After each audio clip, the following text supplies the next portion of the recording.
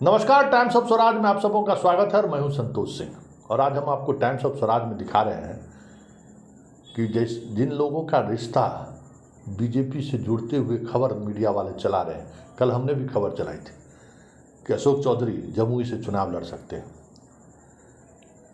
सुनील सिंह छपरा से चुनाव लड़ सकते हैं और चंद्रशेखर के बारे में हमने खबर चलाई थी कि वो मधेपुरा से चुनाव लड़ सकते हैं। हालांकि चंद्रशेखर की सफाई नहीं आई है, लेकिन अशोक चौधरी और सुनील सिंह की जो प्रतिक्रिया आई है वो आप कह सकते हैं कि बिहार प्रदेश की राजनीति का वो प्रतिक्रिया है जो वर्षों तक याद किया जा सकता है। ऐसे लग रहा है जैसे बीजेपी का नाम लेते ही कोई अछूत हो, करंट लग रहा है। और जरा सुनिए, पहले इन अशोक चौधरी को सुनिए, इनका क्या अंदाज है, क्या कह रहे हैं और किस अंदाज में अपनी बात रख रहे हैं और कितने गुस्से में है। जरा सुनिए क्या कह रहे हैं। सवाल तेजस्वी से जुड़ा हुआ था, लेकिन अमित शाह को लेकर जो बातें चल रही हैं उसको किस अंदाज में उन्होंने जवाब दिया है, जरा सुन लीजिए। तो भारतीय जनता पार्टी की दोहरी नीति कैसे चलेगी? दोहरी नीति तो नहीं चलेगी। अब भारतीय जनता पार्टी के नेता कहते हैं कि छगन भुजबल और एनसीपी के लोग भ्रष्टाचारी हैं, प्रफुल्ल पटेल, और आप उनको अपनी पार्टी में ले लिए। आपके लिए सब बढ़िया है। ऐसा कौन डिटर्जेंट पाउडर आपके पास है कि आपके पास जो जाता है वो सब शुद्ध हो जाता है, हमारे पास आता है तो महकने लगता है?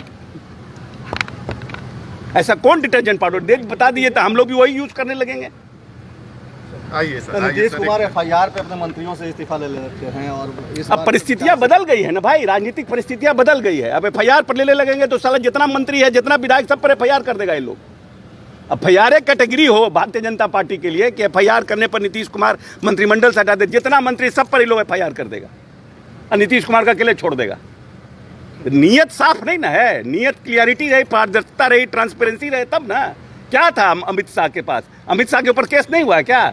समय का इंतजार करना चाहिए। समय बहुत बलवान होता है, समय से बड़ा कोई नहीं है, समय से ज़्यादा कोई बड़ा नहीं होता है और सबका समय आता है और सबका समय बदलता है। कहा यह भी जा रहा कि आप भी जमुई से बीजेपी के टिकट पे चुनाव। काहे के लिए हम बीजेपी जाएंगे? मेरा बाप 9 साल 9 टर्म में मिले रहे, हम अपने खुद रहे हैं, हम कांग्रेस पार्टी के रहे हैं, हम दिल दिमाग और जेहन से हम सेकुलर हैं और हम मानते हैं कि इस देश के जो 90% मुसलमान हैं उन लोगों ने छुआछूत से परेशान होकर के इस देश में अल्पसंख्यकों के में शामिल हो गए और आज उनको टारगेट किया जा रहा है। ये जितने लोग हैं, जो लोग ज़्यादातर लोग अति पिछड़े के और दलितों के थे, क्योंकि उस समय सनातन धर्म में छुआछूत अपनी प्रकाष्ठा पर था और जब मुगल शासन था उसमें वहाँ छुआछूत नहीं था, तो लोग बदल गए।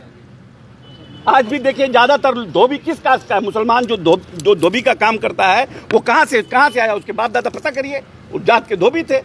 आज भी जो लोग कसाई का काम करते हैं वो लोग कौन थे? मुसलमान। ये लोग सब चमार जाति से आते थे। ये तो एक जानबूझकर बिदंगड़ा खड़ा किया जा रहा है इस देश में। जमुई से आप चुनाव लड़ेंगे कि नहीं लड़ेंगे? अरे कल बचेंगे कि नहीं बचेंगे ये हमको पता ही नहीं है। तैयारी है कि नहीं है? नहीं, हम तैयारी क्या करेंगे? Man propose God dispose.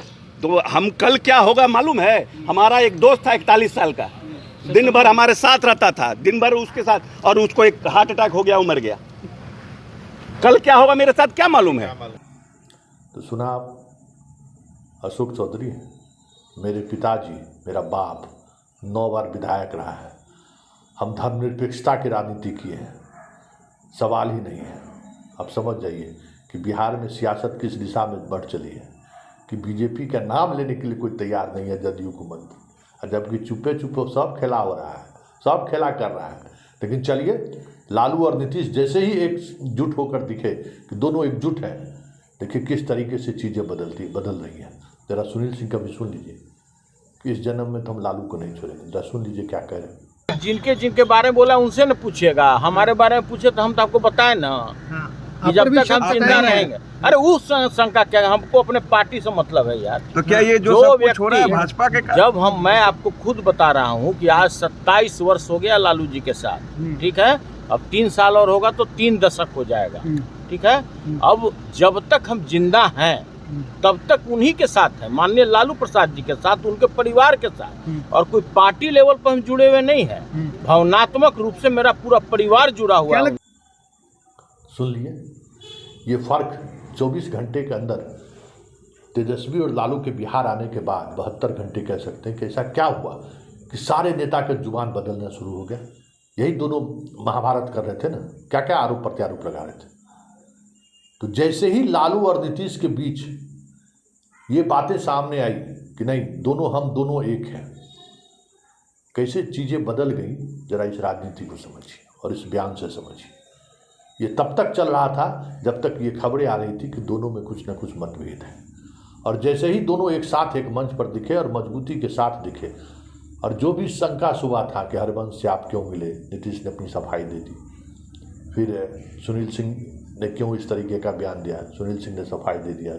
सम्राट चौधरी सफाई दे दी। वही अलग बात है कि चंद्रशेखर अभी भी चुप है, वो सदमे में है, क्या करें, ऑफिस जाएं, क्या करें, शिक्षा विभाग को लेकर अभी भी वो परेशान है, ये अलग बात है। लेकिन जैसे ही दोनों साथ आए, देखिए इन दोनों पॉलिटिशियन का जुबान कैसे बदला और बीजेपी को लेकर कितने तल्ख हैं दोनों, आपने देखा। यही सियासत है कि सियासत में खिलाड़ी हर वक्त अपने लीडरशिप को अलग अंदाज में चुनौती देते रहता है। कमज़ोर तो नहीं हुआ है, लेकिन जैसे ही लीडरशिप अपनी मजबूती दिखाता है, सब लोग लाइन पर आ जाते हैं।